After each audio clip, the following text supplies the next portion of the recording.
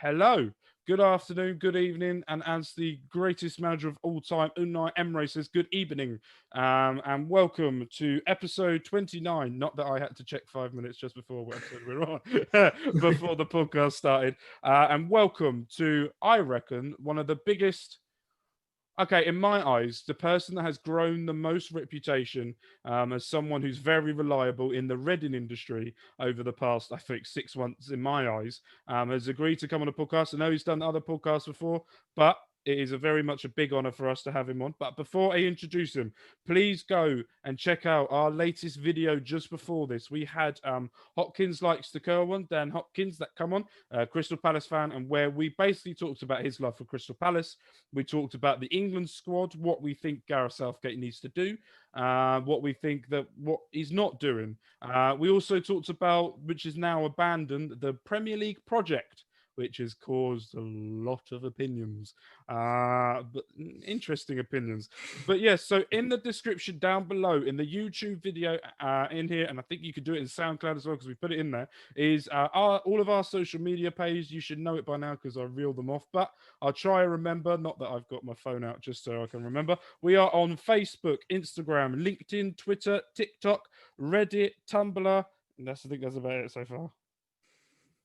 I say so far, knowing me, I'll find something and then go and put us on it for no reason. Also down below, Matt Joy's Twitter page is down below. Please go and follow, put the notification on as well on his Twitter page, because whenever he's very insightful as well. So he also always tweets all about when he speaks to the manager as well. But we will get into that. Welcome. Thank you very much, Mark. It's a pleasure to be here, and thank you very much for the glowing reference. I was a bit taken aback by that. It was very kind of you to say. See, I have this habit of really building someone up and then see how they get on. Yeah, no pressure now. No pressure. You put it all on my shoulders. No, hopefully I'll rise to the occasion. So we also, I have had a message this morning. I told Matt before, from Mr. Friday, who hopefully will be back on the podcast on Monday, where we will review all the things that he's thought about since the last time he was on, which was quite a few weeks ago now. Lazy git, can't be asked. But he will be back on Monday. But he had a message to say that Matt is one of the nicest people and loveliest people in journalism. So he's given you a glowing reference. Yeah, we had a very brief chat before recording. It's very kind of Courtney to say. It's strange doing games without him at the moment, obviously because of COVID restrictions. It was very enjoyable. It was before obviously everything has gone on. We used to sort of sit next to each other and do all the games together, and you'd have a right laugh whilst we were doing it. Yeah, I bet. Some of the stuff that you can't say on here. 90% we probably could, maybe 10%. But it's a great guy, very, very nice lad, and he helped me a lot when I took the job. Obviously, he's been as a Reading fan myself, as I've mentioned multiple times. I was reading Courtney's, reports and tweets for numerous years before I took the job. So it was. I remember the first time I met him, I thought, oh, that's weird. He just, put a name to a face.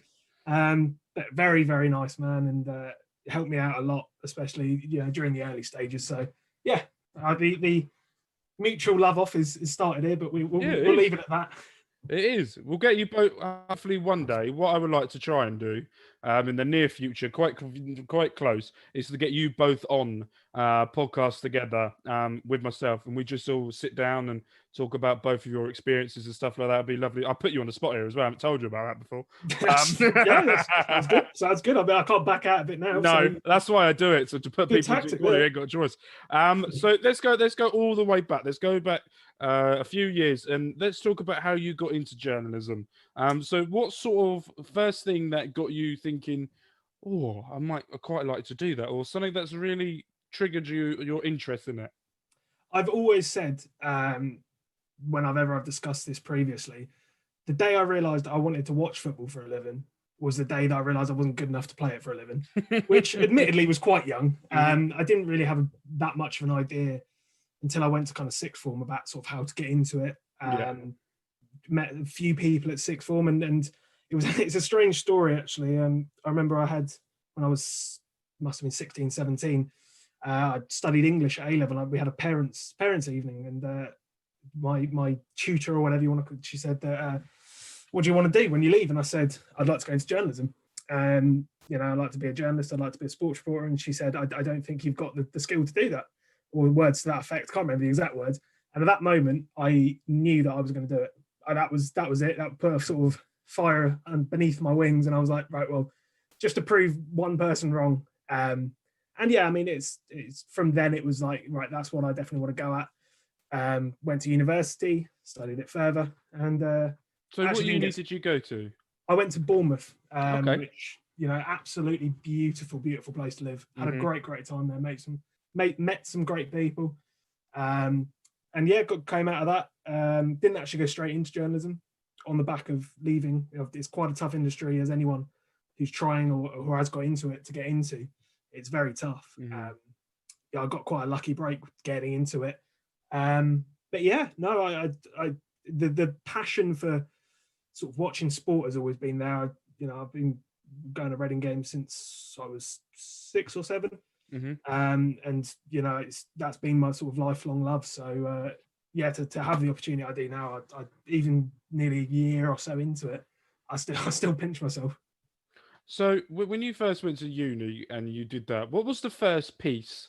Do you remember the first piece that was that you did that sort of went into a newspaper, or one that you're probably your mum's framed somewhere, or what was the first thing that really stood out for you?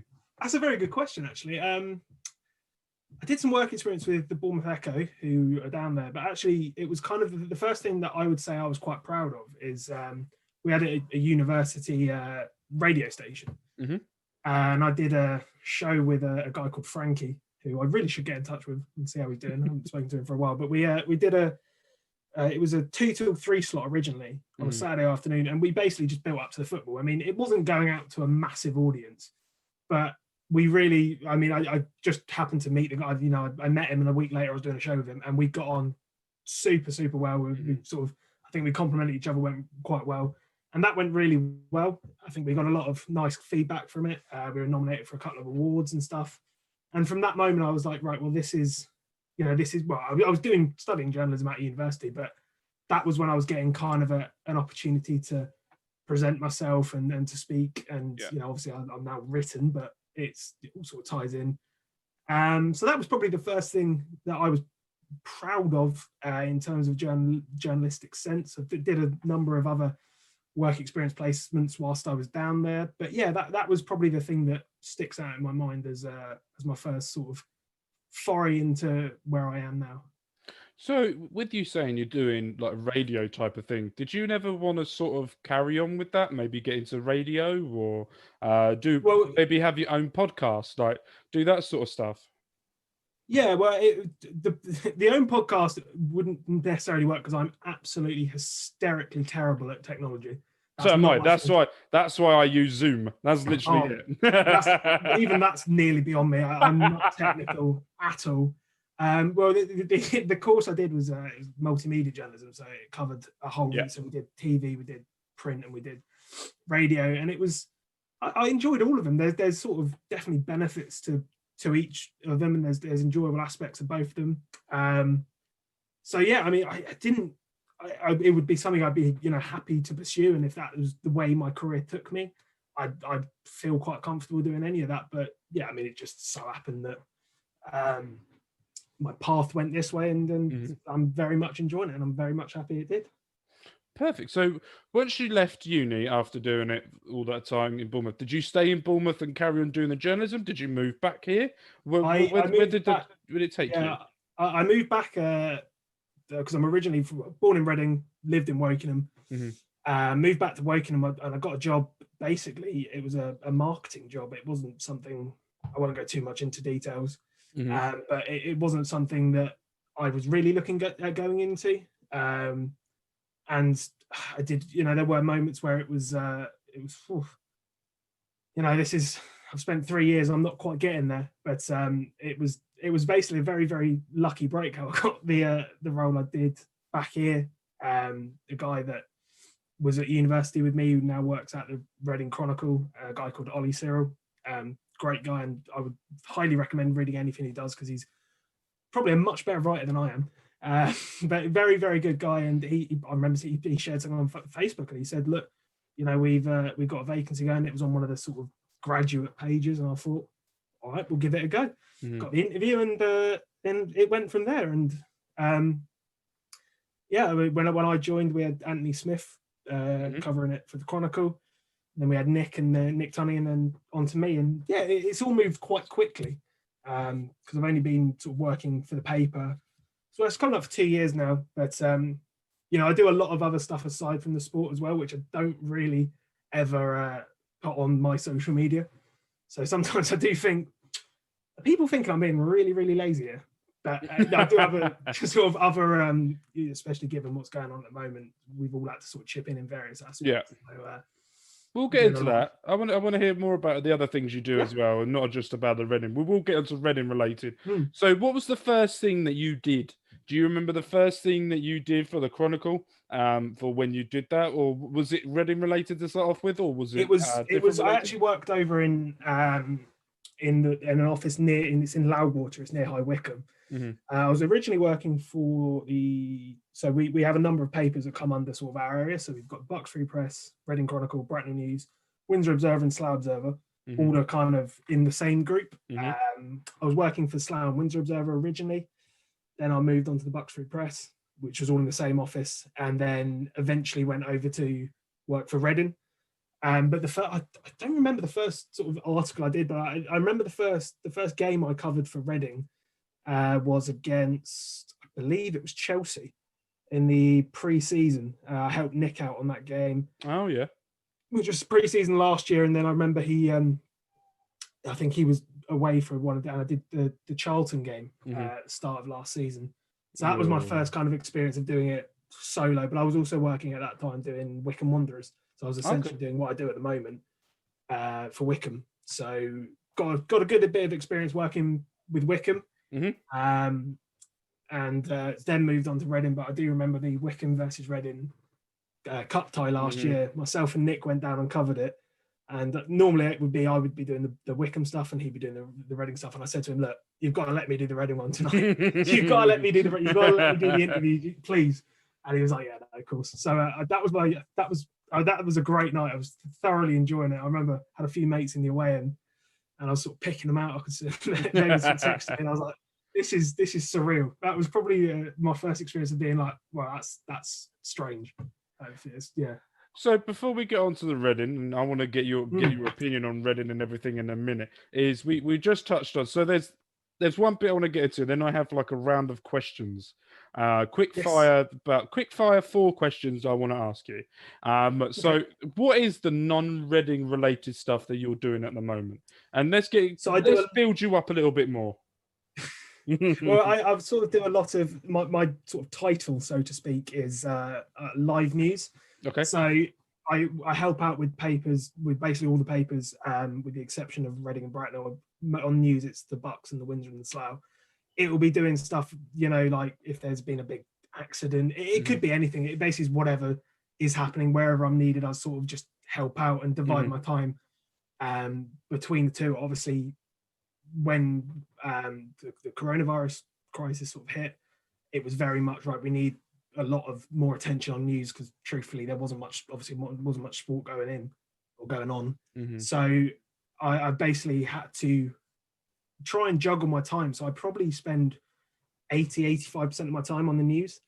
And yeah, it could be anything. It's very, one of the most enjoyable parts about the job is it's something different happens every day.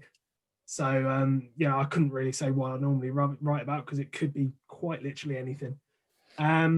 So yeah, I mean, I've had to kind of balance my time between the two.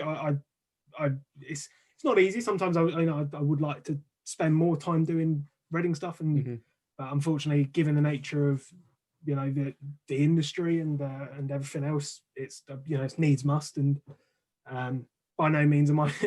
A lot of people work very, very hard on my team, and I don't want to get sympathy. I very much enjoy my job, and it is very it can be a bit tough to, as I said, to balance the time.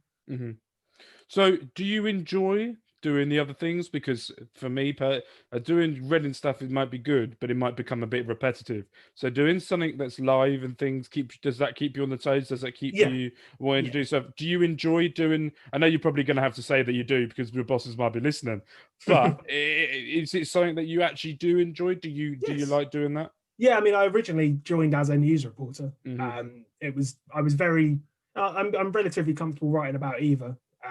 So I joined as a news reporter, and yeah, I do enjoy it. I mean, it's nice to be able to tell people what they need to know. You know, if something big is going on, it's nice to be the person that some people will come to, or you know, be the paper that people go to. I know that our competitors also do a very good job, and you know, a lot of people will use them, but. Yeah, no, it's different. It's very challenging. It's not an easy job at all. But yeah, it has its very interesting days. Some days are slower, as the expression "slow news day" goes. But yeah, I do enjoy it very much. So. Good, very good political answer. Sorry, I didn't mean to. That was genuine. I promise you that was genuine. I did try and see if I could crack you, but it didn't work. So it's fine. No. Right, so. I have 4 questions for you. Not quick fire. These are all non-Reading related questions, and and we'll get into these questions about Reading later on.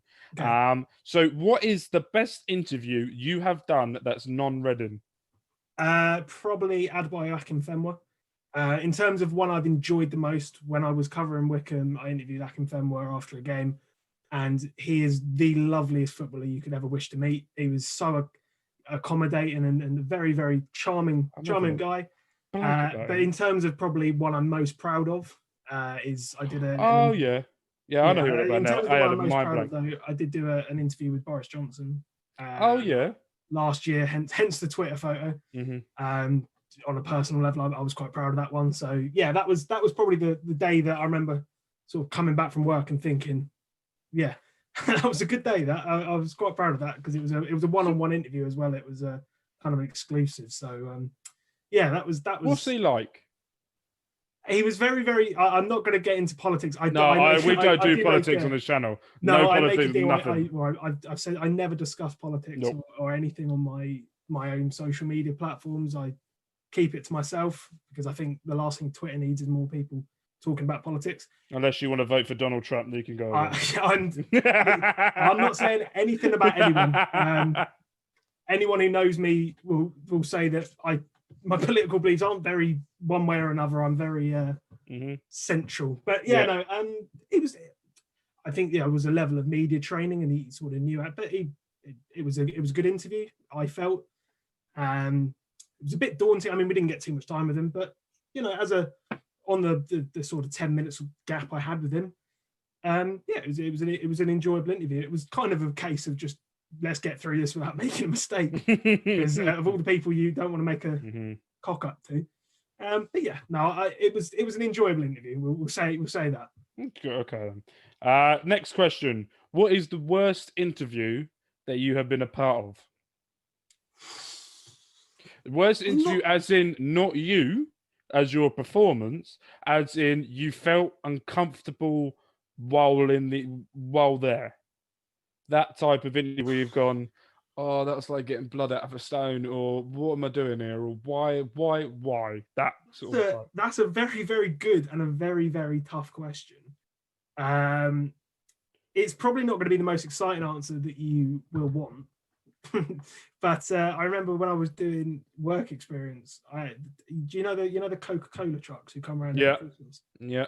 I had to go and interview a load of people to talk about what do you think about that coming to town? And the people were just looking at me like, are you serious? And I was there like, and this was when I was I think I was only 19 at this point. I think I was in my first year at university, and I was thinking, this is tough. This is, but in terms of, I don't really think that I've had one that I've sort of squirmed my way through. I mean, you do have certain press conferences which, if things aren't going as well, you want to ask questions in a fair way, but at the same time, myself, if Reading haven't performed particularly well, I will be quite frustrated. So I will have to kind of balance that out, and sometimes striking that balance can make it a little bit uncomfortable, or it has previously, but luckily we haven't had any of that this season. But no, I think it's kind of one of those that, you know, whoever you're interviewing know that that's your job. And as long as you talk to them with, I'll always, no matter who I'm interviewing, I'll try and talk to with, you know, respect. And I want to hear what you say, whatever it is, sport, news, whatever, you know, if you're giving me the time to talk to me, I want to give you the opportunity to express it.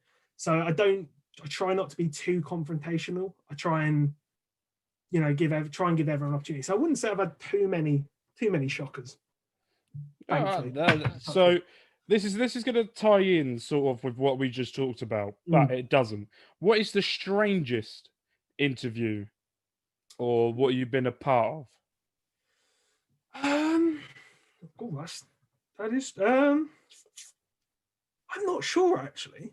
I think probably in the one that felt the strangest. Again, we did a press conference with Reading before we were due to play. Correct me if I'm wrong. Stoke City before lockdown. Was that the 0 shots? Yeah, no, but the home game. So the one that was set to go ahead, but then was called off. Yeah, I remember myself, Jonathan Lowe, AD Williams, Jonathan Richards, and I'm not sure if I think that might have been it. I could be. I think Andy Preston might have been there as well. But basically, we went to Bearwood and we were asking the questions, but all of us didn't think the game was going ahead. And Mark Bowen, obviously manager at the time, I don't think he believed it was going to go ahead. Mm-hmm. So you had to kind of. It was obviously at that point it was a step into the unknown. You know, we don't know everything about what's going on at the moment, but we know more than we did at that point. And you know, we were trying to conduct the interview in a way that it's, you know, as any press conference goes, you know, ask about injuries, you ask about whatever's going on at that particular time. And to do that at a point where we had no idea what was going to happen in 2 hours, let alone 2 days, because they were on a Thursday, that was very strange. And it was a very strange atmosphere at the training ground. It was, that was a very weird one. That was, I remember going back to the office and thinking, that didn't feel good. That did not feel good at all. Like that was, So that was probably the strangest one, I'd say. Okay, and the last one, your dream interview that's non-Reading related. Okay, I'll give you this. I'll make it a little bit easier for you because I'm not that horrible. I can be, but I'm not going to be that horrible. If you could pick 3 people alive and 3 people dead, if there is people, that you would... That sounded really harsh. That come across really much worse than what it should. I was sort of half thinking and half listening. I was thinking, that's what... Yeah. No, we'll brush past it. We'll brush past it. 3 people alive and 3 people that are sadly not with us that you wish that you could interview just to get about their life. Who would it be? Passed away. Anyone who knows me knows I'm quite into my hip hop. So I would quite like to interview Biggie Smalls. That would be quite cool. Just to because I'm very much into that kind of genre, that kind of era. So like 90s stuff. Yeah. So Biggie Smalls would be one of them. ODB from the Wu-Tang might be another, because he lived a very, very crazy life, and it would I'd be very interested to see what that came from. And thirdly, I've never really thought of this, to be honest. Let's move on from that to go alive. I would be quite interested to interview Joe Rogan. I know a lot of people, he's quite a divisive figure on social media. But I would quite like to talk to him to find out what it's like to meet such an array of people. Is he the one who does the podcast? I know. Interviewed, you know, thousands and thousands of people. I would quite like to pick his brains about people he's known. He's the one who does the UFC as well. Yeah, which I can't admit. I can't say that I'm a big buff about. But yeah, that would be certainly one of them. I'd be tempted to say Joe Pesci from Goodfellas and various other films. That is my favourite film of all time. And is it? Oh, by far. As anyone who knows me, I'm bored to tears about saying that you need to watch it. So it would probably be, he would be one of them. And then another one that's a lot. I mean, there's only 7 billion people to pick through. I'm not gonna lie, I haven't seen Goodfellas. I think I might need to watch. Have you not? No. Anyone listening to this and yourself, just do yourself a favour and thank me later. I've seen clips of it, but I've never seen it. So that's one film that's on my list. Complete work of art from start. Anyway, I'm going to get going on that. This is supposed to be quick fire, and I've had a mind blank of people. Yeah, it's fun. I think. Lastly, for a lot, I'm trying to think of like a diff. I don't want to just go actors or whatever. I think it would be. I mean, everyone. If you could, I think I would love to interview Trump. That again, a bit boring. Just but in a certain way, not in a press conference. If you could get a one-to-one with him and really understand like what makes him tick and what. That's one nice way of putting it. Well, you know, being in charge of America at such a unprecedented time, it would be quite interesting. I think. What with the China virus? As he likes to put it. I think I'd quite like to get a chance. That would be quite interesting. Yeah. Last one. See, this is where I should come up with an interesting answer. No, go with what you want. Passed away. Done music. I think maybe just to wind up my old man, because he absolutely didn't like him. Bruce Forsyth. I think it'd be interesting to. How can you not like Bruce Forsyth? Don't shoot the messenger. I think that would be hysterical just to wind him up. So I'd be tempted to go with that, but there is so many to pick from. I'm going to. Okay, so I think I could have said you will. So for me, I'm going to help you out. I'm not going to leave you in the dark. This is who I would have on the podcast as my dream people to have a podcast. Dead. No, not alive, is a guy called John Candy who played Uncle Buck. He played Uncle Buck. He played the coach in Cool Runnings. I've seen Cool. Yep. Yeah, the name rings a bell. Yeah, I never knew the name, but I just googled him. I'm not gonna lie. He's there. You guys can see. Macaulay Culkin is definitely another one I would love. Alive is one that I would love to have a conversation. Not alive, Michael Jackson, who's my all-time favorite. He would be one. Just the interesting stuff. And not alive is Freddie Mercury. See, I've never been. This is not going to serve me well with certain people, but I've never been into Queen's music. Bohemian Rhapsody for me is. Until the start bit, we're going way off pace here, but but anyway, it doesn't matter. The start bit where it's the slow bit, great song, and then it gets going, and it's just waffle. It's weird. They just go into. Have you seen the "We Will Rock You"? Is it "We Will Rock You"? The film, the Freddie Mercury film. I've not. In the film and in the documentary about it was before, is that they did everything. So they did pop, they did R&B, they done everything. And loads of people said you can never do opera or classic. And Freddie Mercury turned around and went, "Watch me." And that's why Bohemian Rhapsody. He did that just to prove he didn't care. He didn't think it would blow up the way it was. He did that just to annoy people that he could do it. I can fully get behind that, and I fully respect that. Okay, so Alive, okay. So Jose, can I just say, I think actually Alive, I would be tempted to say Christian Bale as well. Maybe we'll go with Christian Batman. Bale. Oh yeah. American Psycho for me. Watched it the other day. He'd be very, very interesting. Okay, so we're going non-Reading related. I was about to say Jose Gomez, the most beautiful man ever existed. And honestly, one of the loveliest blokes you'd ever meet. I would caress him. I mean, I'm going off topic here. He's what? If anyone knows me, knows my love for Gomez. I would leave my fiance and kids for him. No joke, easily. So Alive. Who would Alive would be? It's very hard to sort of cut it down on the. Okay, so I don't know whether you've seen it. It's called Schitt's Creek, and it's a Canadian comedy. And you know the dad out of American Pie. Yes, yeah. He's in it. I want to have him because he's just amazing. Him and the cast of Cool Running. The full cast. Just the full cast of Cool Running, because that for me is the greatest film ever. It's a good film. I might actually switch for mine. I might switch Joe Rogan with Bill Burr just for me, because I would interview Bill Burr and he would just make me laugh. For Sylvester Stallone. Yeah. The Rock. No, I take everything back. What I just said. The Rock. The Rock is the. I don't think I could ever sit down with him because I think one, I would cry. Two, I would probably pass out, and three, that I would probably kiss him and cuddle him and make him feel very uncomfortable. So what? Fair enough. I'm not. I'm very honest. That is exactly what would happen. I must be honest. It's funny you should say that. A friend of mine, I went to university with him, a guy called De Graaf Mensa. He's now the presenter of Newsround. Oh wow! On BBC, and I could not say that he deserves it anymore. He's the loveliest man you'll ever wish to meet.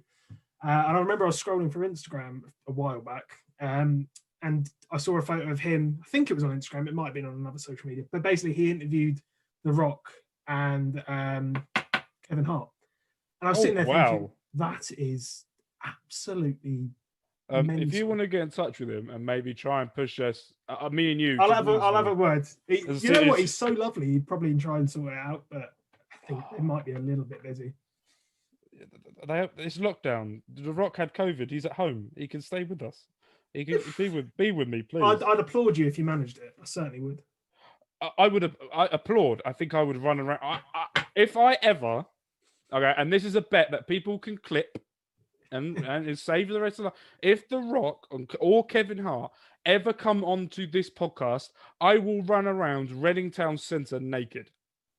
Well, I mean, if you put that in the email to their agent, you never know. No, I never put it in there because they would actually do it, and then I would have to do it. It's just never going to happen. I probably should say that that's not advisable. No, I could get arrested, but I think it'd be worth it. I think you would. I think you 100% would, to be honest. But it would be worth it, though. I don't think it would. For my love for The Rock, it would. Right, let's get on before we carry on talking about my love for The Rock, because I could go on all night. So let's go on to Reading. Yes. So you said you're a Reading fan. Mm-hmm. Unfortunately for us. So what is your very first memory of supporting, as we are now so apparently called, the Ding? The Ding. My first memory of the Ding was my first game. I remember sorry. I remember we had a fellow who used to live down our road. I can't remember his name now, but when I was a kid, and he was a Reading fan, and he got us tickets, myself and I think it was my mum at the time. And it was Reading versus Grimsby in April 2003. It's very sad that I remember that. And my first memory is, I think after about 90 seconds, we went ahead. And I remember the celebrations, and I was just like, yeah, that's it. This is it now. I was set for life. So that was my first game and my first memory of Reading. So my very first game and my very first memory was a pre-season friendly in 1999. It was Reading versus Newcastle. It was 0-0. It was one of the, and weird. You'll remember little facts. And for me, I remember I was sat in what is now called the Amendola stand, North stand, that I remember it as. We were sat behind the goal, and it was so hot. And it was, I don't remember much about Reading at all. I remember how hot it was, and I remember the atmosphere was a bit bubbly, but there wasn't really much to it. And it wasn't really grabbing my fancy. But the first game that really gripped me was Reading the season before the 106. And it was, I got my very first season ticket, half season ticket I had. And I went to it, and the atmosphere was unbelievable. I remember, and I think it was one of the last games before Alan Pardew left. Judas. I think he left in 2003. Was it 2000? So yeah, I think he went in 2000 because Copper. I'm pretty sure Copper was there because we didn't have a good start with him. But I think I was just coming in. I can't remember the year now. I think it was. I was gonna say 2000. He left. I'm pretty sure he left in 2003. So if it was a season, it was the one game before Pardew left, because everyone was really happy. And then he left, and then the atmosphere in the whole stadium just changed. I remember that. So who was the first player that you either got the name on the back of your shirt, or the first player that you loved? First player I loved A.D. Williams. I was just about watching. I remember he was because I used to play defence. So when I was growing up, He was just about the time when I was watching as well. Yeah, AD was up there. Bobby Convey. Oh, what a man! Bobby Convey's one of them. Ibrahim Osonko. Oh, beautiful. Another. Probably one of those three. Although Nicky Forster just about still there when I sort of can remember watching Reading. So I think I'd probably go Bobby Convey. I met him. Weird story. Yeah, I love that. My mum used to work at the Sainsbury's in Winnersh. And what she was very good friends with the lady that used to look after the players back then, and they wanted to do a signing for players to come in and meet the fans, and they were promoting something. I think some chicken thing Mum was promoting, or something they were trying to promote at the time as well. So what they did was they said, and she's like, "Oh, my son is a massive Reading fan," and they were like, "Oh, what players does he like?" And and at the time, I loved Bobby Convey and I loved Sonko, and they went, "Okay, we'll get you both." So I remember standing, I think it was around about 7:00 at night in Sainsbury's car park, waiting for Bobby Convey and Sonko to turn up.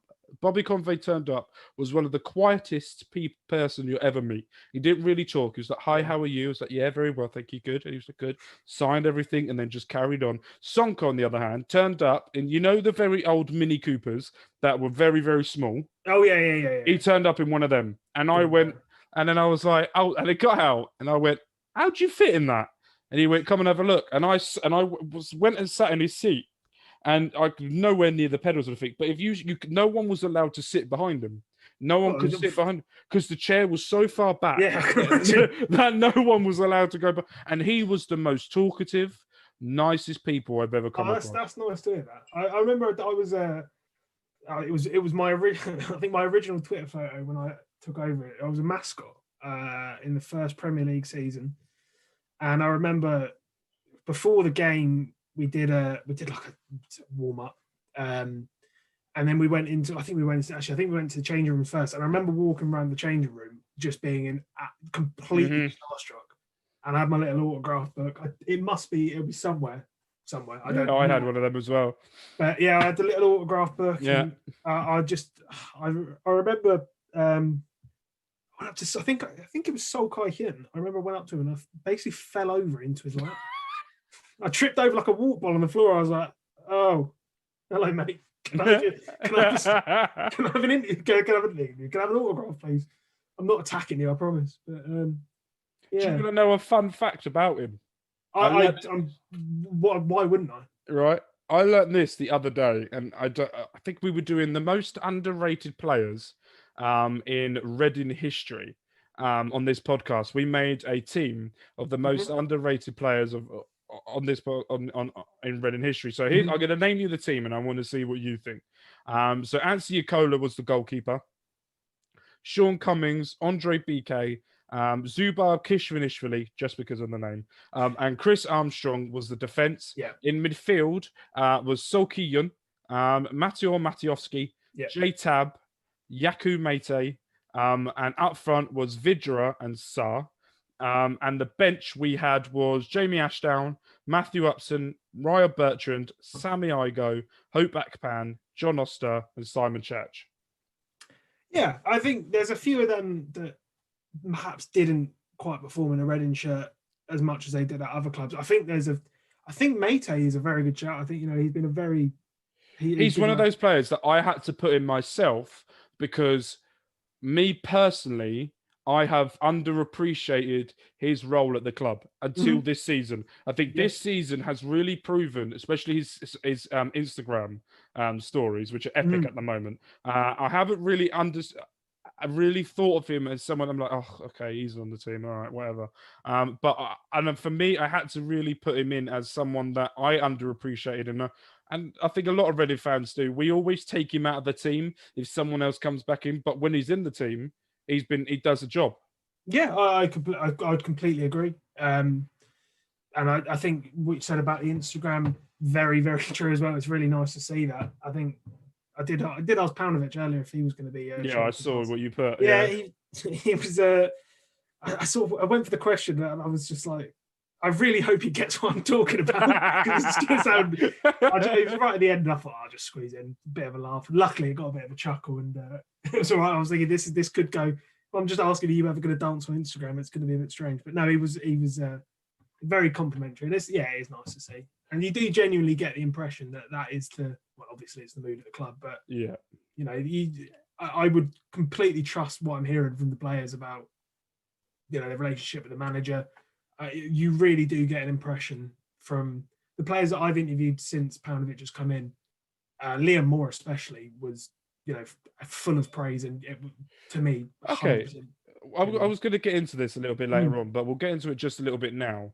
And we'll go on. I want to talk to you about the Mark Bowen situation now and Nigel Howe's situation as well. Yeah. Just touch on that a little bit.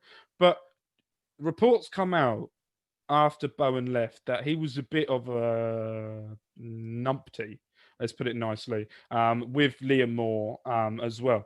Do you think that because Bowen's not there anymore and he now actually has trust in someone, do you think Liam Moore is a confidence player more than he is where you get some players that don't need a crowd and don't need people to tell them what to do, they just get on the job and do it? Do you think Moore is the type of player where he needs to have like a Jurgen Klopp type of manager to hug him and go, right, you could do this, I trust you, now you have to go and do it? And do you get that sense that Paunovic has done that? I wouldn't want to speak for anyone, but I think that the evidence certainly points towards that, based on the fact that when I'm at the Medeski, I'm right up in the gods above the West End. But you hear Paunovic say, great pass, great, and he's so full of energy and so full of enthusiasm, so full of he passes the message on to it. So just based on that, and as a result, what we've seen from the performances of the players, that may be a fair thing to say. I don't think the true relationship between Moore and Bowen, I don't think it's particularly fair to comment without either of them being there. Yeah. Sorry, that's a bit of a politician's answer. No, you have to do that. So it's fine. I think I've got to try. It wouldn't be my place to say, and I wouldn't want to put words into anyone's mouth. I've got to give it a go to try and get something out of you. To be honest, it would just be speculation anyway. Exactly. I certainly, it was a very strange situation this summer, with Mark and sort of the whole of the club, and it did seem like a bit of a Hail Mary. It was kind of, this is either going to work or it could go wrong. Absolutely backfire. Yeah, but the early evidence is that it was a brave call, but we're very early doors, so I don't want to jinx it. But yeah, it's certainly that what you're seeing on the pitch is so much more enjoyable to watch. Okay, right, we're going to go back now. Just go back a little bit further back. And who was the very first person that you have interviewed Reading related? The first player was Andrea Novakovich. Is that the one that was the one that went out on loan and really striker went out? Yeah, I remember I interviewed him after the Chelsea game. I think I interviewed Liam Moore as well in the kind of mixed zone. So I think they were my first ones. I could be wrong on that, but I'm pretty sure they were the first. And then when I did the Wickham game, I remember doing Gomez, and that was very enjoyable because he was utterly lovely. You're making me I think it was Novakovich was my first one. Yeah. Okay. Who's the best person you have interviewed? Oof. In terms of what do you mean in terms of how they come across, how you felt after it, who's made you the most comfortable, what's made you gone afterwards? Oh yeah, you're happy going out before you were going in. To be honest, it's a bit of a boring answer. You don't really get any bad interviews of any of the Reading players. They are all good to talk to. Courtney said Callum Harriott. I never, Callum Harriott wasn't at the club. He really didn't like interviewing Callum Harriott. Yeah, I can't speak for that. I think it's always enjoyable to talk to Liam Moore. Michael Morrison's also very good to talk to. John Swift is very good to talk to.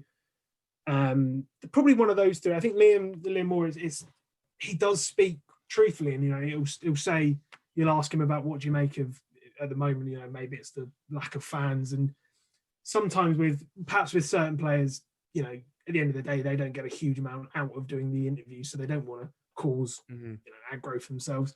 But he's very open. We'll talk and give a fair analysis on certain things. So yeah, probably one of those. But like I said, I'm not really. I did also thoroughly enjoy. I remember chatting to George Pushkas after the Wigan game when he got the 5-minute. Oh yeah, and you could see how much it meant to him, and that was just. I was just chatting to him, and I had a smile on my face because you could see that such a weight had come off his shoulders. So that was a nice one as well.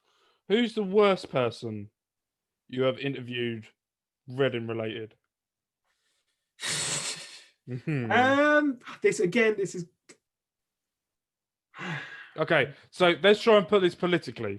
I'm going to try and reword it politically because I can see you struggling to think. Okay, so if you had to pick someone that was the toughest to interview, I would say when things weren't going well, sometimes it would be Mark Bowen. Last season, sometimes, I tend to sort of put out on Twitter after a game, anyone got any questions for the manager, because I kind of want to. Yeah, you do. I want to give as many people. Fantastic at doing that. Thank you. I mean, I did that. It wasn't fishing for compliments at all, but I normally do that just because, I think if I get the opportunity, hopefully I can get as many answers as I want. And I remember, I think it was after the Wigan home game last year. It clearly, it wasn't a good game. It wasn't a good performance. It's obviously long gone now. But I think a lot of the questions related to the sort of setup of the team, like formation, and the style of play, and the sort of, I think that was a point where it was Pushkas on top of his own long balls, and I remember asking him certain questions, and I think at one point he said, I think I said something along the lines of, some people on social media are suggesting that perhaps playing Pushkas as a lone front man hasn't necessarily worked in the same, to the same extent. You frame that, but he'll know that I'm saying what I'm really saying. You kind of reading between the lines. And he wasn't very happy with that, I remember. So if people are not happy, how do they sort of portray that to you? Is it the way they answer the question? Is it the way that the body language? How tone of voice is always right. Okay. I mean, you don't. It can sometimes the tone of voice will be disappointment. Sometimes it will be if it's been a bad result, it'll be a bit of dejection. Yeah. Sometimes I remember like the Leeds game last year when we went up to Leeds and lost 1-0. I remember interviewing Bowen, but I thought that day we played reasonably well. We were just beaten by a better team, which happens in football. And those interviews are quite like, it's kind of like a bit more of an acceptance. But when you put a question and then it's quite a snappy response, that's when you're like, they whoever it may be. But I haven't really had too many of those because I don't, it's not my job to berate people. It's my job to give people an opportunity to explain things. Yeah. So I think the difference between, I don't think the difference between me and you is because you're an excellent person and what you do and to me. But I think I'm gonna brag you up, so don't worry about that. So my opinion is what I think you do so well is because not only are you a Reading fan, but when you go and interview someone, you could take your Reading fan hat off and be the journalist hat on. So for me, with the Bowen, I don't think I could have actually been politically correct in what I say. I would have gone, right, what are you actually doing? One, why did you against Charlton play 3 left backs on the pitch? Secondly, what are you doing playing long ball football? And why is every player on that pitch look pissed off and don't want to be there? I mean, I wouldn't necessarily use those words, but you do get the thoughts of that was, in certain cases, that was awful and we need answers. But at the same time, if I go in there and just say that was awful, explain yourself. One, it's rude. Yeah, and two, it's their job to.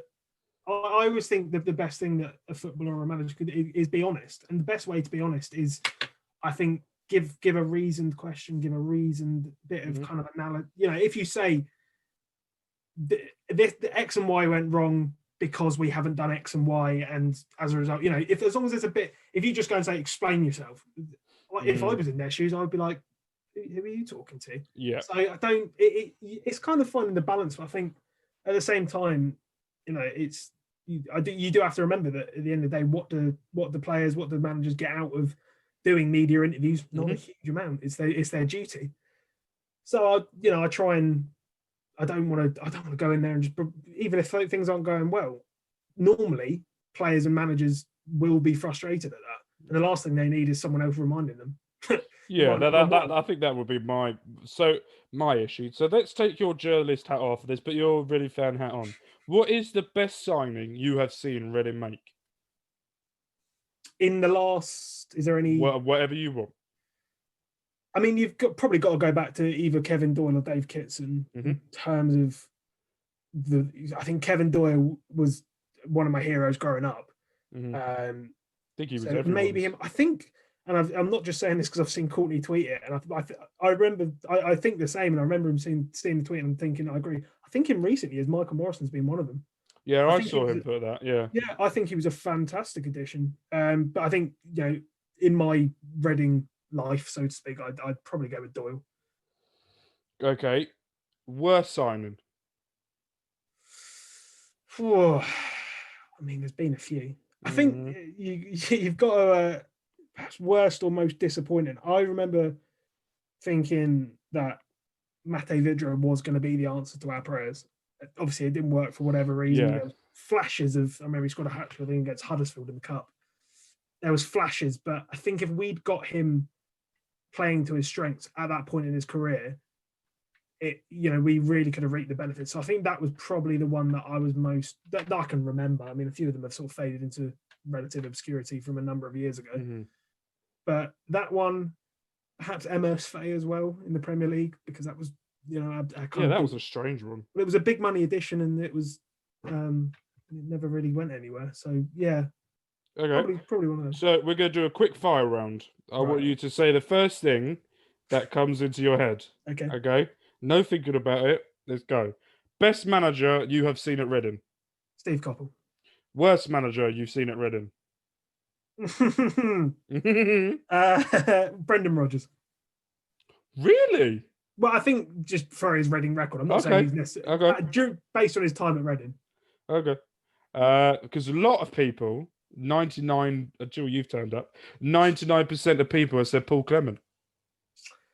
I think with Brendan Rodgers because he took over from Coppell.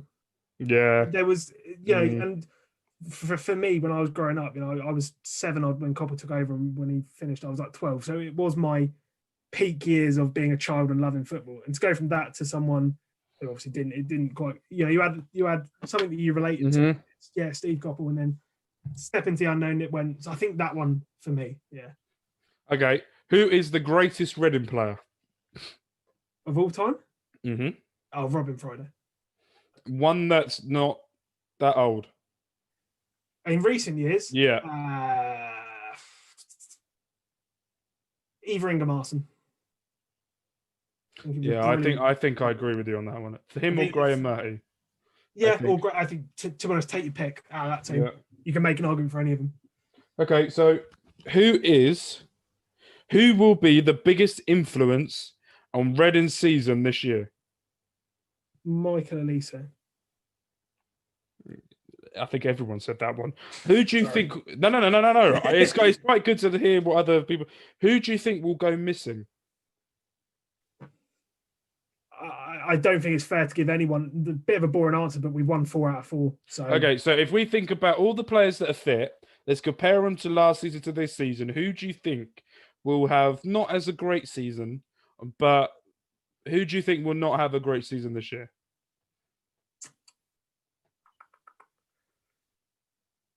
I honestly, I know it's a very, very boring to say, but I think based on the fact that we've won every league game, it's a bit unfair to say anyone's going to have a shocker.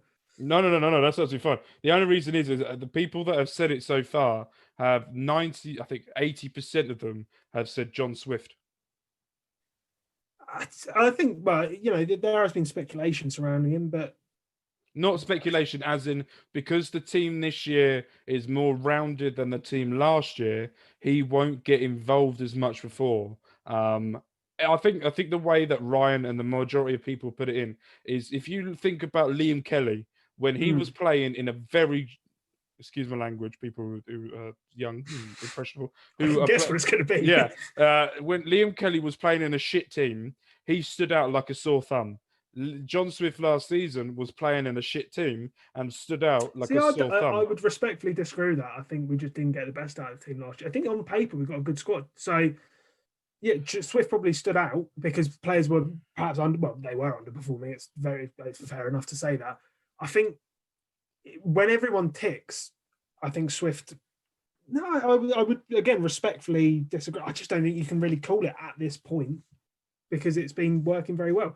If you ask me in a couple of months, there might be more of a concrete answer. But I mean, everyone's rightly allowed to their own opinion. So, who do you think has been the best? Okay, we're going to go on to people who are listen to this or watching this just for transfer talk. I'm going to make you wait. So get over it. If you had to pick the signing of the summer until today, who would your pick be? I think I'll go with Estevez based on the fact that that's the one that I was really excited about. I think that was a real coup. He really tickled my fancy when I saw him. Yeah, I was. That was the one I was like, yeah, that's how surprising. The hell have we got? And do you know what the most surprising thing is? Is Kia has nothing to do with him. No, you do something. You take a step back and you think we've done well to pull that off. But yeah, no, I suppose I think all of it again a bit boring to say, but I think all the additions have been. I think a lot of people have said so far is Josh Laurent. I think he will, based on the fact having seen him play in the flesh. Yeah, obviously, luckily enough, having the opportunity to do so, I've been very impressed. I was really, really impressed with him. Been really, really impressed with him a few games. I think he'll go, perhaps the one that we were saying might go under the radar, but for a good reason. I think the amount that him and Renamotor do in terms of the ugly work and have so far done very, very effectively. They seem to have like a bromance. I know him and Zhao have got one, but Josh Laurent, I think you always need like Ajaria and Swift had one when Gomez was here, and you could see that they would always comment on little things where they were doing with each other. But with Reno and Laurent, you could just see there is a bromance on the pitch between them because they work for each other, they help each other, they do the ugly stuff for each other. Completely agree. Okay, so let's talk about a little bit. We won't go into it too much because a lot of it's gone on from them. What was your first impression about the situation between Mark Howell? Yeah, they've been breaded. Mark Bowen and Nigel Howell. The situation that happened between them. It kind of all came out of nowhere. I think there was random. Yeah, it was probably sort of shock. Yeah, it was just a bit of a surprise. Really, I didn't think Bowen did a bad job. I thought he was. Do you understand the criticism that was thrown his way? I do understand it. I think towards the end of I got a bit of flack on social media, which people are more than entitled to shout. I always do, so don't worry. It's absolutely fine. It's not a problem. But I remember saying at a couple of the sort of games towards the back end of last season. I think when we played Boro and we played Swansea, but people were saying these players aren't up for the fight, or whatever. And yes, that they underperformed. But at the same time, if Reading were fighting for the playoffs and we were playing a team who were 17th, 18th, mathematically safe, you would assume that Reading would be 10 times more motivated than them. That's just how basic human psychology works.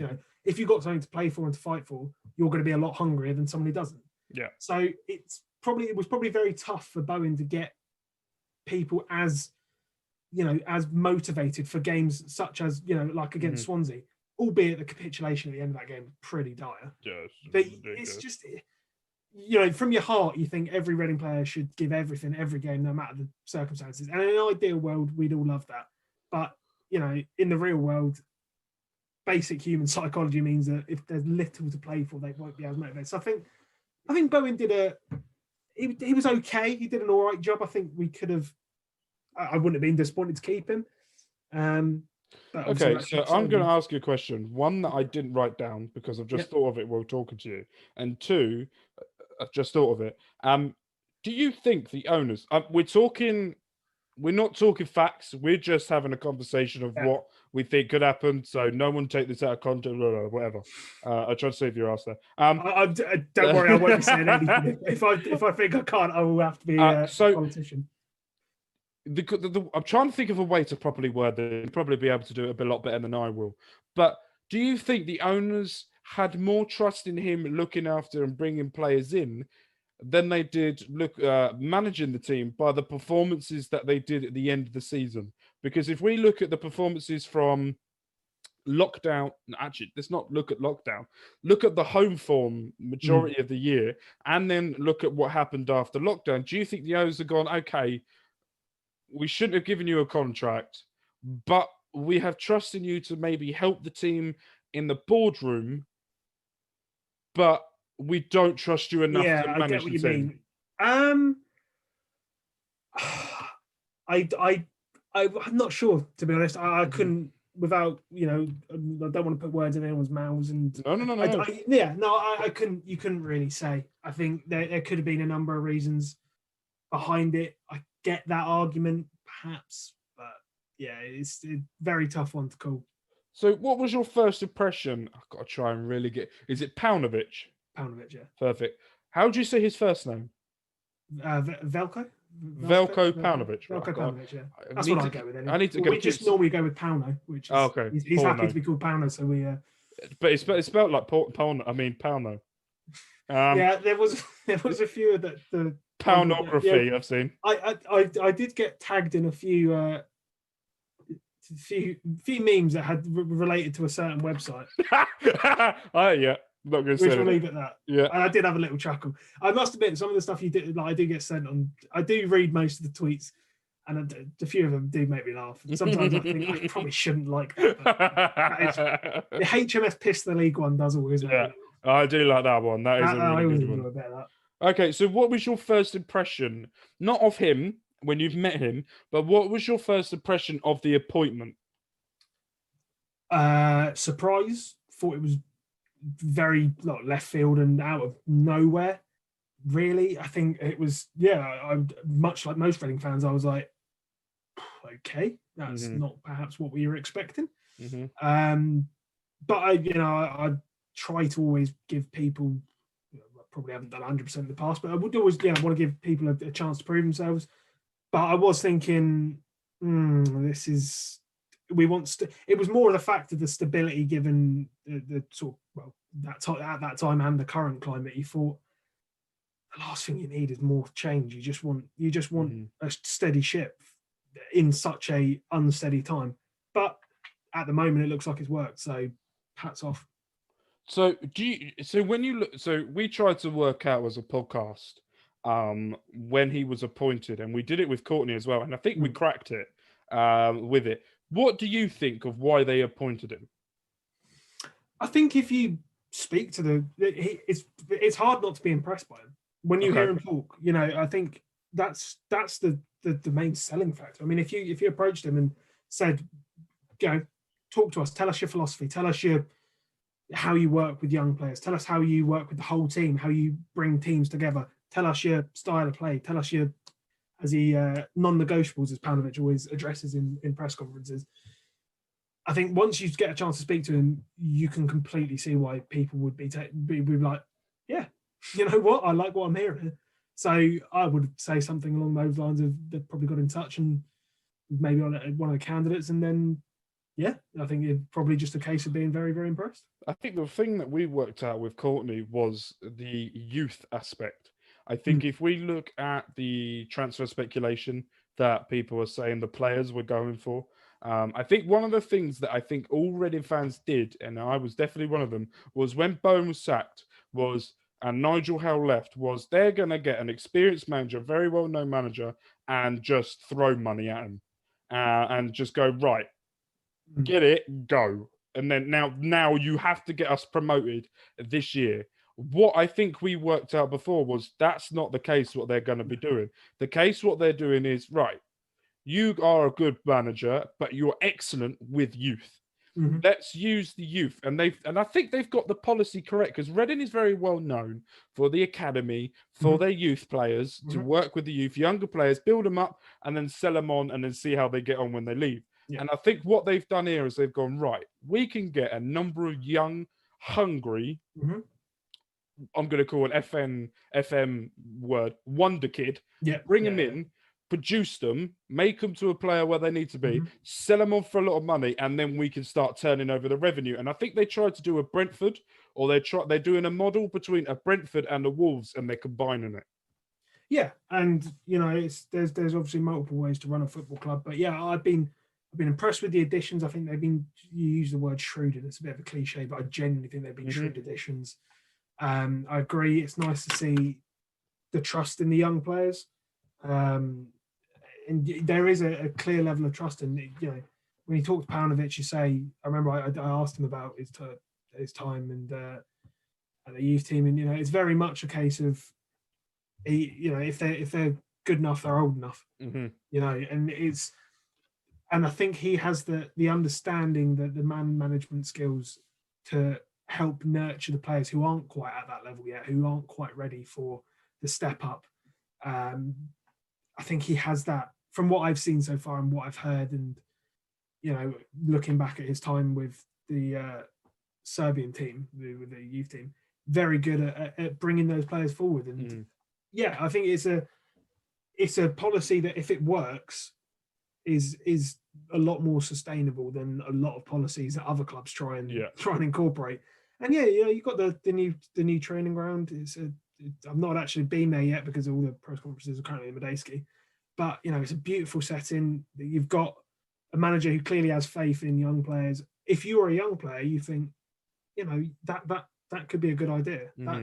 You look at players like Michael Elise, McIntyre, Holmes, just name three off the top of my head, and they're clearly being trusted, and they're given that trust, and they deserve it based on what we've seen so far. It's quite interesting, really, because Eddie put a tweet out about what the youth players are thinking at the moment, and they're saying, with a way that the manager's doing training, where all of the youth levels are basically all working together in how they do everything, they've gained a lot of trust for the manager, because he will be going, right, okay, there's actual way now to get into the first team. And if you look at some of the games we played, out of the 15 players, 9 of them have been from the academy. You've got Richards, who's now first choice, who's being absolutely loved and cherished. You've finally now, and I think since all the players left, and he's also, may I add, he's been absolutely fantastic so far. And do you know what? I think one of the things me and Courtney said on the podcast, and I know Ryan has said, was the one thing we worry about him is his defending. Going forward, he's okay. It's his crossing needs to be a bit worked on, but going back, we were a bit, can he do it? But he's done it all. He's done it all. I completely agree with you. So I think the trust in that and everything to go with that is very exciting to see. What is your impression of him? What is he like to sit down and have a chat with? Is he an open and honest person? Does he tell you to go, oh no, don't put that because I might get in trouble for that? Is he very open and honest person, or does he just say how it is? He's very honest, very good communicator, very nice, nice guy.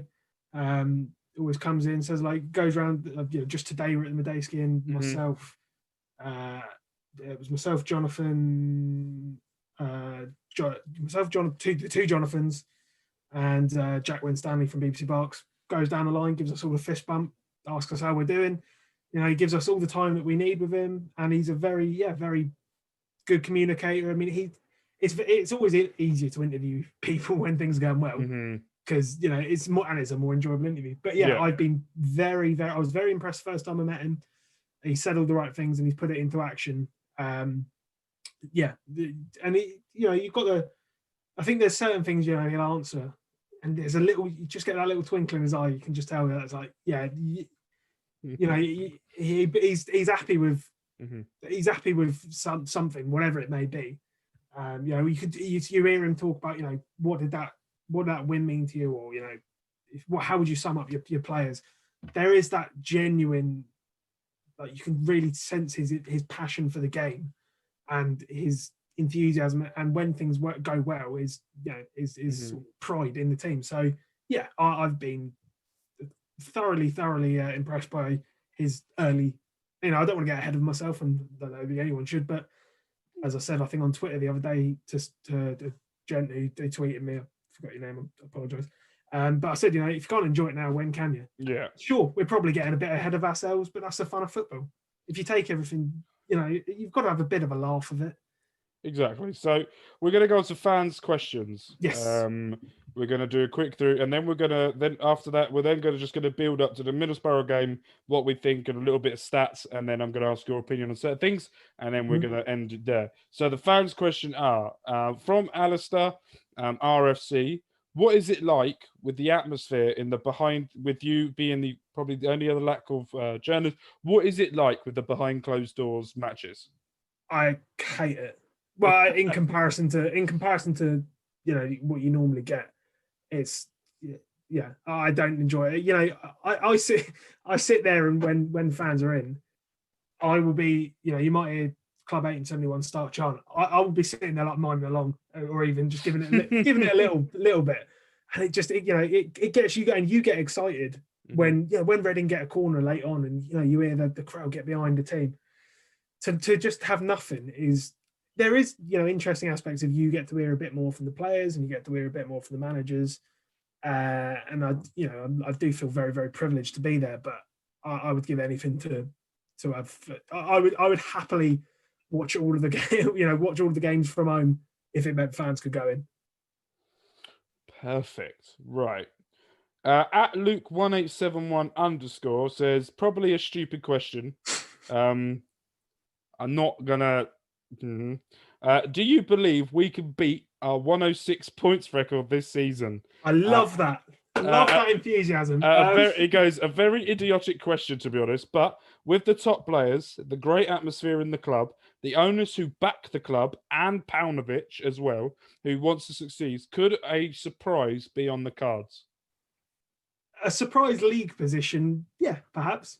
If things. That's not what he asked. He asked, "Can we break the point?" I was going to get on that. No, I mean, you've got to think that a lot of clubs have had a lot of things going for them since 2006, have got promoted and haven't got anywhere near that time. So I'd love to say yes, but I think Reading can do well this year if everything goes well. I don't think we'll do that well. Okay, so I did a tweet. Well, I didn't. I just wrote it down. I don't know why I wrote myself down either, as I was writing it. Anyway, if you could predict at this precise moment where we would finish at the end of the season, where would you say we finish? At the start of the season, I said very much middle table, middle table. Yeah, I know what you mean. Completely forgot how to talk now. Mid table, very much mid table. I think all the signs are there that we'll be in and around the playoffs if things carry on this rate. I'd be lying if I said that I think that we'll finish top 2. I would love to believe it, and you never know. In a couple of months, I might believe it if everything goes. At this point, I think we've got the ingredients for a good season. I think we might. As I said, if things carry on going this rate, I think we might sneak in and around the playoffs. I predicted before the first game of the season, so before we even knew what was going on, that Reading would finish 3rd. Brave. I know. I can't say about 3. No.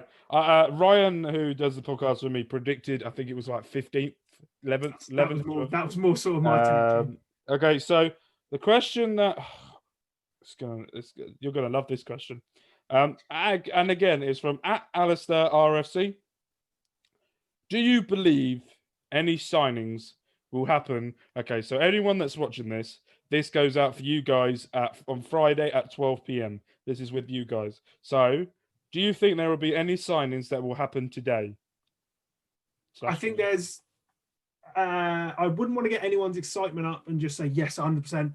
I think the club are looking. I think that there has been, as Paunovic confirmed in the press conference, people have come to them. So agents. The players that have been come to them. This has been released today. Well, I think you probably might have seen this. The players that apparently are been offered to the clubs are Fabrizio Borini, Jack Wilshere, Asamoah, Skrinic, and Duncan Watmore. Yeah, I think those clubs the players will have been offered to a lot of clubs as well. Yeah. I'm not going to say I believe that one's more likely than another. I think there are options out there. Again, it's going to be a bit of a boring answer, and you probably feel how I do when I interview Paunovic. Sometimes I'll talk about transfers, but I'm not going to say that. Yeah, I think there's every chance. I think there's every chance that additions will be made, but I would trust Paunovic to only make those additions if they do suit the club. Okay, so take your journalist hat off and then put your Reading fan hat on. If you could, and I think you said that he wants 3, or there's 3 positions that he said that could be filled. Yeah. 3 senior positions. With the loan signings that have been offered to us, Damari Gray, Anthony Gordon, I think his name was, and the fuck was the last one? Emil Smith-Rowe, and the free agents here as well. If you were a Reading fan, this is taking your journalist up. I'm being nice to you here. If you could pick 3 out of all of them, who would you have? I know who I would have, and I'll help you if you want me to go on, yeah. I would have Jack Wilshere by any day of the week because I love the bloke. I would have him as a pay-as-you-play player. If he gets injured, he doesn't get paid. And you've got to put in his contract that he will get 50% if he comes on as a sub, and he'll get 100% if he starts. Unfortunately, I don't think it's ever going to happen. It's not Football Manager. It's never not going to happen. But for me, I would also have Fabrizio Barini as a winger and Emil Smith-Rowe. I would be very happy to see Smith-Rowe come in. I'm not, like I said, I'm not saying anything about. I think no. We're just doing it as what you would like. I think the additions, I would say, rather than giving names, I would like to see some backup on the wings. Mm-hmm. And Jack Wilshere. Not saying anything. I think it's again a bit of a boring answer, but I think the perhaps another midfielder, another winger, another striker, I'll be quite happy with.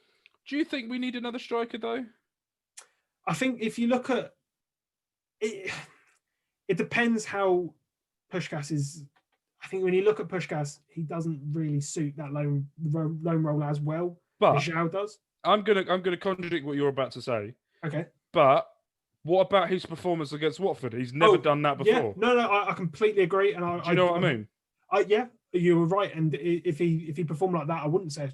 I think, I just think that perhaps as another option off the bench, not necessarily a starter. I just think that, Puskás was brilliant against Watford. And full credit to him. He was absolutely fantastic. I just think that, maybe, if you could just have another striker just to give a different dimension, a different dimension and you can switch things up a little bit more.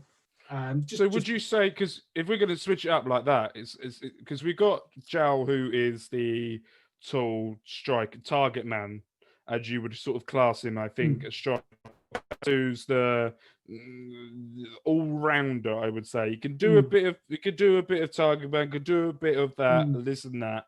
Would you say that the next target we would need is a pacey, on the edge of a defender type of player? I think, yeah, perhaps. I mean, or would we need another João? I'm not even saying this. Maybe someone who would, drop a little bit deeper off. Maybe not even playing a solitary lone front man, just dropping off a little bit and like a false 9, like a Robert, like a Firmino type player. Exactly, and just for a different dimension, just to try something different if the system needed a bit of a tweak. Okay, right. Let's move on to Middlesbrough. I've got some stats for you. There you go. I did my own work before this. Not gonna lie, I did it while I was on the loo.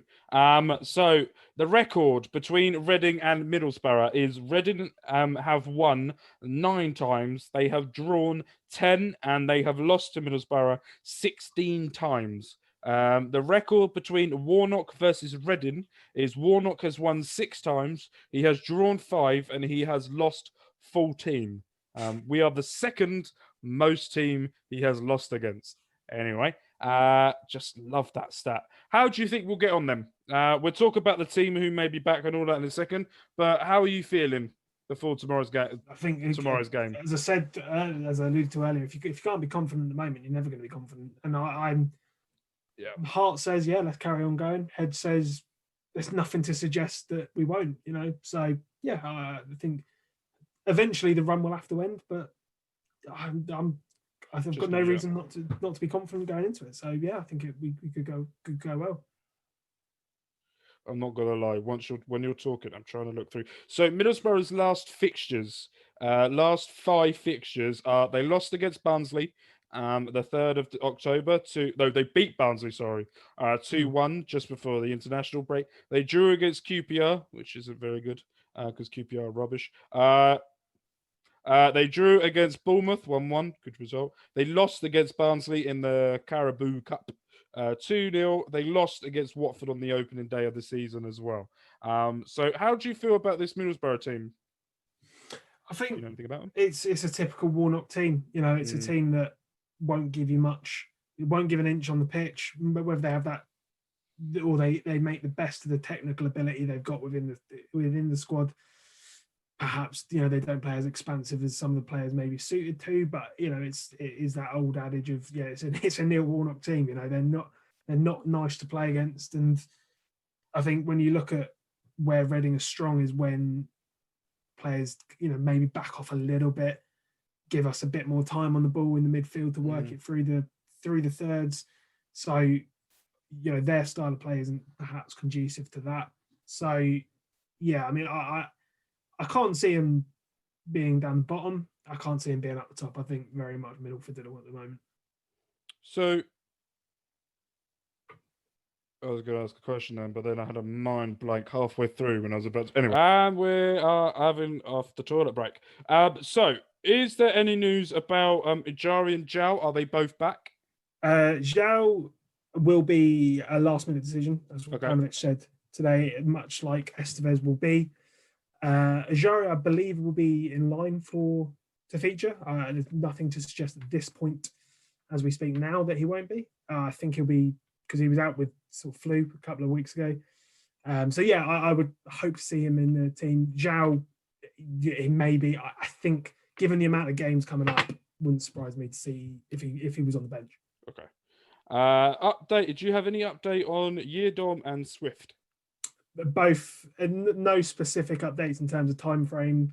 Panovich said today very much, they're going to be out for a while longer. It's no, they're still sort of going through the recovery stage and will be sidelined for a while longer. No worries. Thomas, Estevez, Semedo, and Gibson. Do you think we could see any of them? Will they all be in the team? Well, Estevez will be, as I said, Estevez will be, I think, a last-minute decision. Semedo, I think I'd perhaps be surprised to see him come from the start. Gibson as well, I think he's fit to play and he's ready to play. I think you've got to juggle the number of games that are going to come up in very, very close proximity. If we don't see him against Boro, I would not be surprised to see him against Wycombe. Cool. Right, moving on. So team selection. On this podcast, we try and predict the starting 11 and the substitutes. So Ryan has sent over to me his prediction. He has put Raphael in goal, Richards, Liam Moore, Michael Morrison, and he's gone Tom Holmes in defence. He's got Reno, Laurent in the midfield. He's got Elise, Ijaria, Mite, and Lucas Zhao up front. And he's done on the bench. He thinks it's going to be Luke Southwood, all of the 3 loanies with Tom McIntyre. I think who's GP? George Puskas, I presume. Perfect. Yeah, that actually helps you. George Puskas and Sonny Aluko. I think I would go for the same. I can't pick many others in that. I think that will be there or thereabouts. Perfect. Score predictions. Ryan has gone for a 2-1 win. I have gone for a 2-0 win. Go on. I'll go 1-0 win. 1-0 win. 1-0 win. I think it might be a bit of a ground out result, but I think I'll go with that. Perfect. And that is it. Thank you ever so much. My pleasure. Thank you ever so much for everyone coming. You can't see me at the moment because I'm moving because I've just got uncomfortable the way I just sat for the past 45 minutes. So thank you ever so much. Try an hour and a half. Yeah, I know. I've just sat with my legs crossed for about an hour, and my legs have gone dead. So thank you ever so much for everyone coming on and listening and watching the podcast. What I would like to say as well is the last podcast that we did with HLTCO, when he come on, that video has now become our number one most watched video during the time that we've actually been talking about this podcast. It's not only has it broken the amount of views that I've ever had for one video on our channel, it's also broken the record for how quickly it's got there as well. So I want to thank you. So I want to thank everybody for liking, commenting, sharing, putting it about as well. That is the first of many we're going to be trying to do as well. We are having a lot more guests as well. I feel like I want to break news. I'd say break wind. That could have been interesting. I don't think you'll get as many listeners for that. No, that could be interesting. Okay, I'm gonna give one thing. We're hoping Courtney's back Monday, and we do have a guest lined up for next Friday. Do I say? I'll let you choose. Do I say who could be on the podcast next week or not? Nah, No, it's fun. Tease it. Build the interest. He is a very well-known person in the Reading community. That's all I'm gonna say. I'll keep my eyes peeled. Exactly. So thank you ever so much for joining. Please go like, subscribe, hit that bell on the YouTube channel, and that will give you a notification as soon as one of our videos go live. It will come out. Also, go and follow us on SoundCloud as well, as you will get a notification as soon as one of our videos go live on there as well. And don't forget, we are back to do 3 podcasts a week. We carry on doing this. On a Monday, we do a review of the Reading game that happened over the weekend, and we do a review of all the sports. So, no, don't. That's different. That's how we used to do it. Now we do something different. I've got to try and remember how we do it. And then on Wednesday, we do a review of all sports. That's Premier League, Formula One, NFL, boxing, anything that's gone on that's major over the weekend. We will have a discussion about that. And Friday's podcast is we will do a chat, and we will do a review like we've done today with Matt, and we will get people on as well to build up to the game over the weekend or any other sports that happen as well. So I've now waffled enough. You lot can now go to bed. So please, thank you ever so much for walking. Share, comment, make it all known. And I want to say congratulations to Johnny Hunt for the video with Casemiro, whatever they call it, for meeting the manager. And not only that, he won a free shirt. So well done. One of our own. He's been on the podcast to talk about mental health, and he come on and absolutely fantastic. So one of the Gobcast's own. And a very, very nice man. He is one of the nicest men I think I've ever sort of come across. Yeah, I remember speaking to him when he did the walk to Fulham. Mm-hmm. And, very charming. I've been following him on social media for a number of years.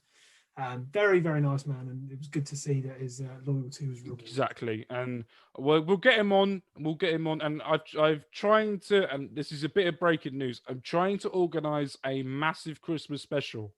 But I don't think it's actually going to happen because I think my aim is way above my bollock.